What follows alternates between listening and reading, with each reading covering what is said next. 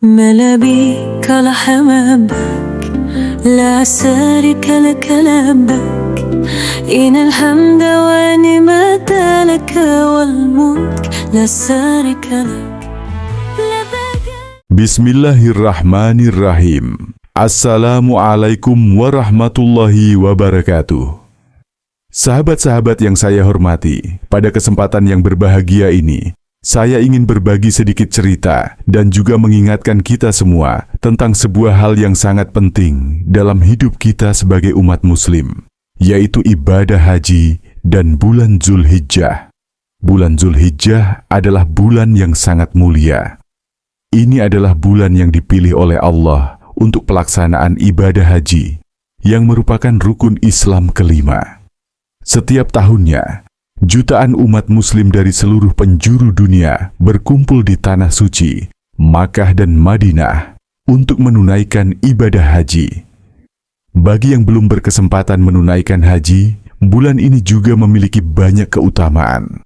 Salah satunya adalah hari-hari tasyrik, yang menjadi waktu yang sangat penting untuk beribadah, memperbanyak zikir, dan memohon ampunan kepada Allah.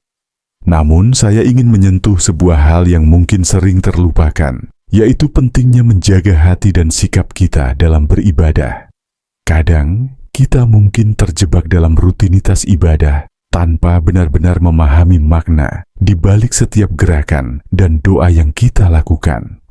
Ada juga yang merasa, sudah cukup, saya sudah menjalankan ibadah haji, tetapi lupa bahwa ibadah yang diterima oleh Allah adalah ibadah yang dilakukan dengan hati yang bersih dan niat yang tulus.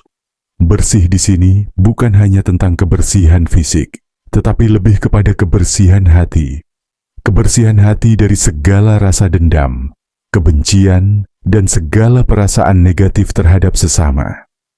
Haji yang sempurna adalah haji yang tidak hanya membersihkan fisik kita, tetapi juga membersihkan hati kita dari segala keburukan. Ini adalah saat yang tepat bagi kita untuk melakukan introspeksi dan memperbaiki diri, agar setelah kembali dari haji, kita menjadi pribadi yang lebih baik, lebih sabar, lebih tawakal, dan lebih ikhlas. Sebagai contoh, meskipun kita sedang menunaikan ibadah haji atau berdoa dengan penuh pengharapan, jangan sampai ada dalam diri kita perasaan dendam atau kebencian terhadap orang lain. Ibadah kita bisa menjadi tidak sempurna jika masih ada perasaan-perasaan tersebut. Bahkan, Rasulullah SAW mengajarkan kita untuk saling memaafkan dan menjalin hubungan yang harmonis dengan sesama. Seperti yang beliau sabdakan, barang siapa yang tidak memaafkan sesama hamba Allah, maka Allah juga tidak akan memaafkan dirinya. Terkadang kita juga mungkin merasa sedikit bingung atau terlena oleh berbagai rutinitas hidup yang padat. Ada yang merasa lelah atau terbebani dengan banyaknya masalah yang datang, apalagi setelah menjalani ibadah haji. Tapi ingatlah bahwa setiap ujian yang kita hadapi adalah kesempatan untuk kita mendekatkan diri kepada Allah, dan kita harus selalu berusaha menjaga hati kita tetap bersih.